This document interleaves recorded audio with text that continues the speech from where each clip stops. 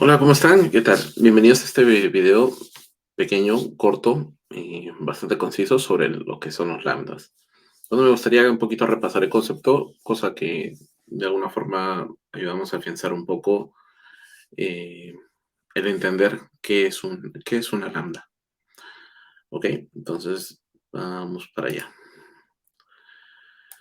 Primero, el nombre de lambda como tal viene justamente de una letra del alfabeto griego. En su concepto básico, proviene de tema de la lógica matemática. Y como dice aquí, es un sistema formal diseñado para justamente la investigación de la definición de una función, ¿no?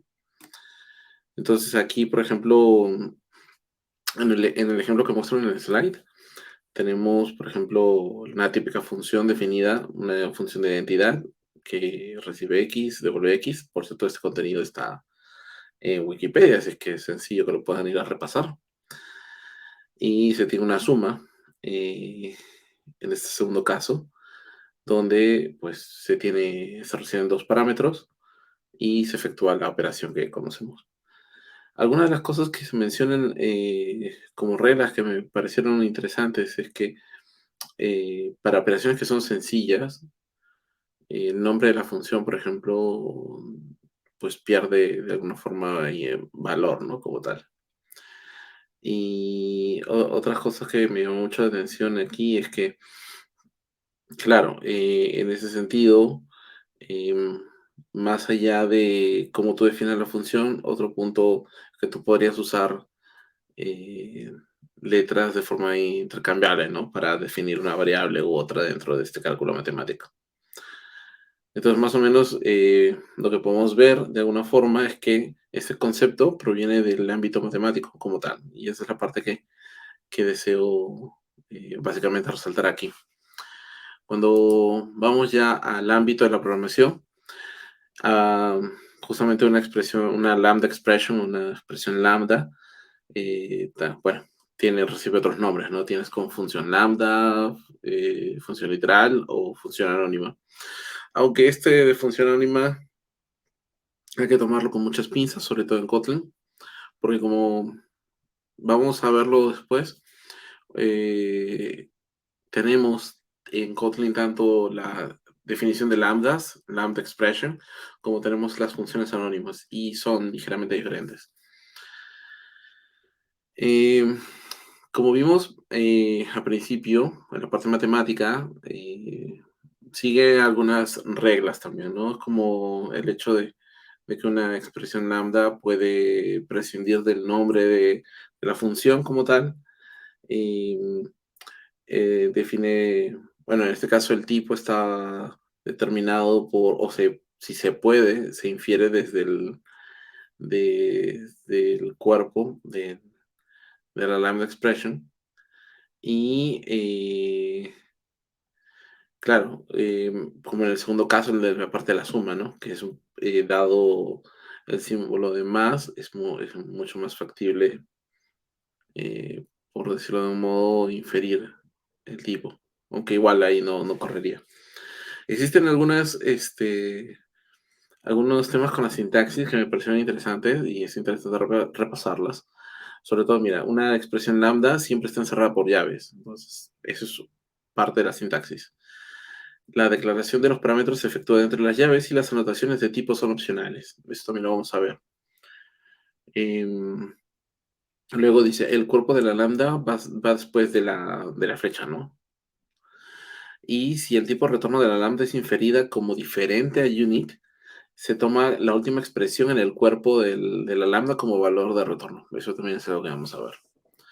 Entonces, en realidad no es muy largo esto. Vamos a echar mano al código un ratito. Eh, entonces acá tengo mi IDE. Espero que me acompañe un poco con esto. Déjenme ver si puedo hacerle zoom. Oh, sí se puede. Otros son un poquito zoom más adicional. Zoom in, ya. Ok, bueno, aquí tengo una clase Kotlin como cualquier otra. Entonces lo que yo voy a hacer en principio es voy a definir una lambda, ¿no? Una lambda simple. Por ejemplo,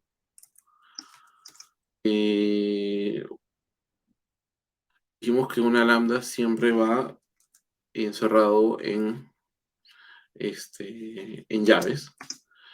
Y lo primero que hacemos es, por ejemplo, aquí vamos a definir dos valores. Vamos a definir una lambda que haga una suma. Y le vamos a decir que nos retorne un x más y. ¿Ok? Entonces, teniendo esto, yo podría reemplazar el contenido de mi print aquí por simplemente la función lambda que acabo de definir. Bueno, no es una función, sino en realidad es un tipo. Y lo que puedo hacer es, aquí es llamarla, ¿no? Con los valores que corresponden. Entonces puedo ponerle 2, 3 o 2, 4. Entonces voy a ejecutar esto. Y tenemos un error aquí. Vamos a ver qué es. Claro, nuestro primer error aquí es que no puede inferir el tipo. O sea, más allá de que esto pueda parecer correcto, no puede determinar no puede inferir el tipo de aquí. Entonces lo que vamos a hacer es, por ejemplo, podemos aquí, tenemos dos caminos, ¿no? Podemos definir el tipo directamente aquí, dentro de la lambda, como sería este caso, para decirle que voy a recibir dos valores enteros, ¿no? Y en ese sentido, si hago este cambio y volvemos a ejecutar el código, ahora sí obtenemos el resultado, ¿no? Que esperamos, que en este caso es el 6. Es el 6 aquí. Ok, eso es una forma. Ahora, lo que podemos hacer también es declarar la lambda de una forma diferente. Por ejemplo, vamos a tener una lambda vamos a ponerle una function type. ¿Qué es eso? Es simplemente, por ejemplo, esta variable como tal, vamos a ponerla así, el explicit lambda. Lo que vamos a hacer es definirle un tipo. Entonces, ¿qué vamos a hacer? Si queremos definir un tipo para esto, para esta función, diría que lo que yo espero es, voy a enviar dos valores enteros, ok, y espero aquí que me retorne un entero como tal. Entonces, cuando yo ahora le asigne una expresión, que va a ser la lambda en sí, por ejemplo, vamos a declarar un xy, en este caso en lugar de que nos devuelva una suma, vamos a hacer que nos multiplique. Entonces lo que vamos a tener aquí ahora, por ejemplo, es, vamos a poner otro print, en este caso un ln, y en este caso vamos a invocar el explicit lambda.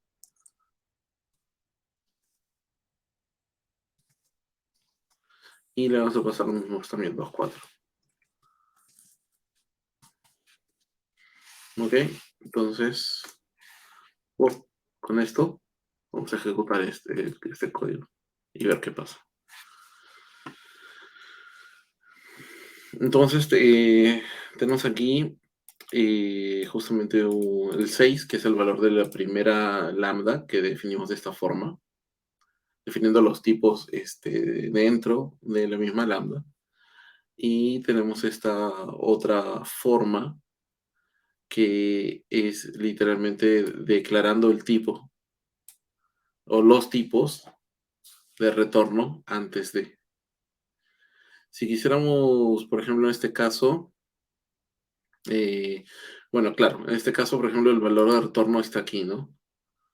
Pero, por ejemplo, si yo pusiera esto acá abajo, por ejemplo, esto tampoco cambiaría porque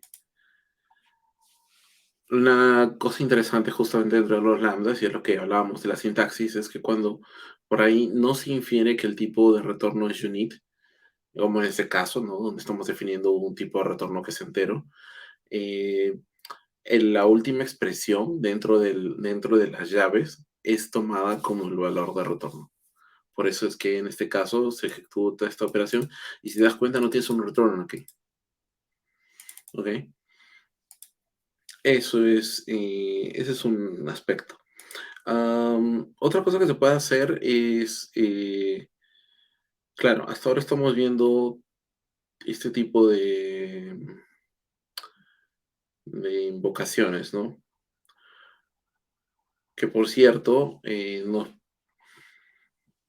podríamos colocar mucha más lógica aquí, pero aquí hay que tener cuidado, es una consideración que prestarle atención. Los lambdas generalmente no es algo que esté escrito, hasta donde yo sé, pero por lo menos cumplen como dos reglas. Uno, que en realidad tienen que ser, las operaciones que se definan ahí tienen que no ser muy complejas, ¿ok? Porque en el caso de que sean muy complejas, tal vez lo que necesitamos es ya definir una función como tal. Y la otra es que tienes que asegurarte que los lambdas generalmente te contengan operaciones que no sean necesariamente reutilizables, pues. Porque en esos casos, bueno, nuevamente podemos o hacer uso de, este, por ejemplo, de una, ya sea una variable o una función como tal. Ok, entonces son dos como las dos cositas, reglas no escritas que existen sobre esto. ¿Qué más? Habíamos hablado sobre las funciones. Oh, bueno, sí, me faltó uno más. Por ejemplo, nosotros podríamos tener, bueno, tenemos un concepto muy simple, por ejemplo. Tenemos un simple lambda. Como el lambda más simple que puede existir es algo como esto, por ejemplo.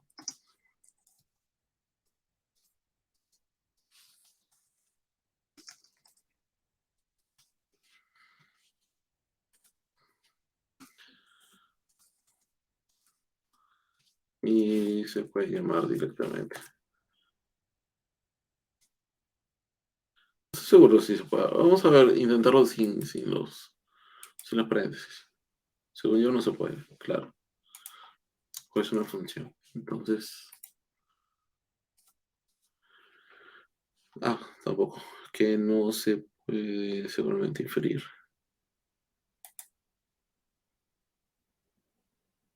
No, es que perdón, me equivoqué. La lambda. Me he equivocado el nombre. Ahora vamos a intentar de vuelta esto. Cosas que me gustan así probar. Ya, ese no lo llamo. Pero si le pongo los paréntesis, ahí sí pinto. Muy interesante. Cosa rara.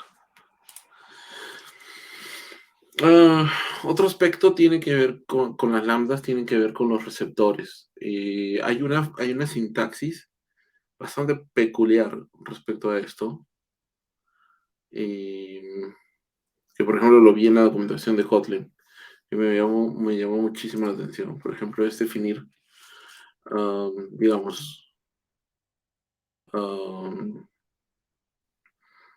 vamos a definir una suma.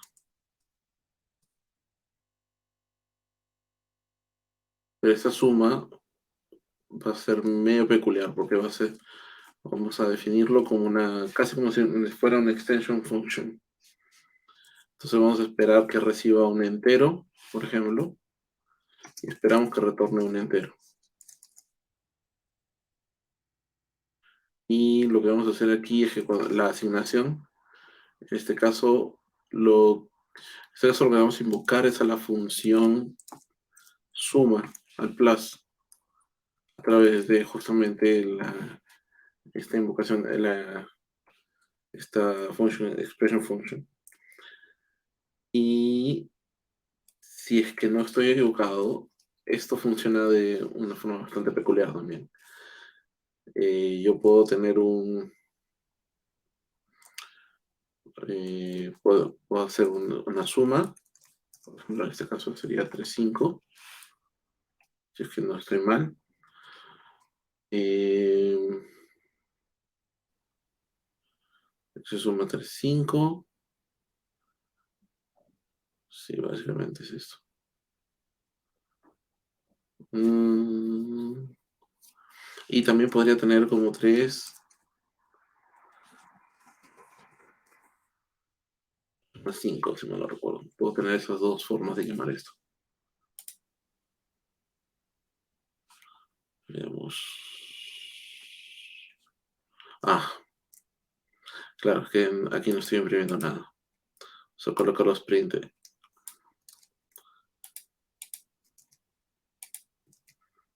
Ujú. Ok, entonces vamos a... Claro, 8 y 8. Me pareció súper peculiar. Me pareció muy interesante esa forma de invocar estas funciones. Había una más que, claro, hay una forma adicional de invocar estas funciones, en cualquiera de los casos. Y es que una forma es, como lo hemos visto aquí, haciendo literalmente uso del nombre que hemos definido para la variable de esto, nuestro function types. Pero otra forma de hacerlo y una forma un poco más explícita es usando la palabra invoke. Básicamente es como la forma explícita de hacer esto. Por ejemplo, aquí vamos a, en lugar de hacer esto, vamos a ponerle un punto invoke y debería darnos el mismo resultado.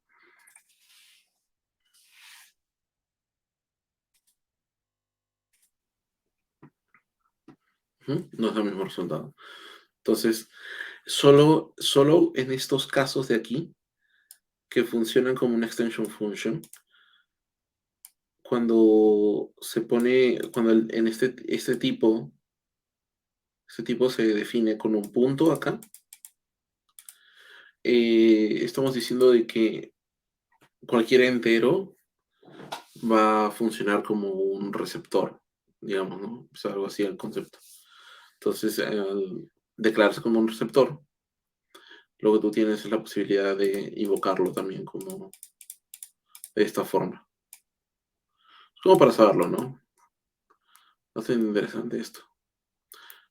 Pero interesante porque, claro, a diferencia de una extension function como tal, aquí estamos definiendo literalmente una lambda, ¿no? Por eso también nos permite la invocación de esto de esta forma,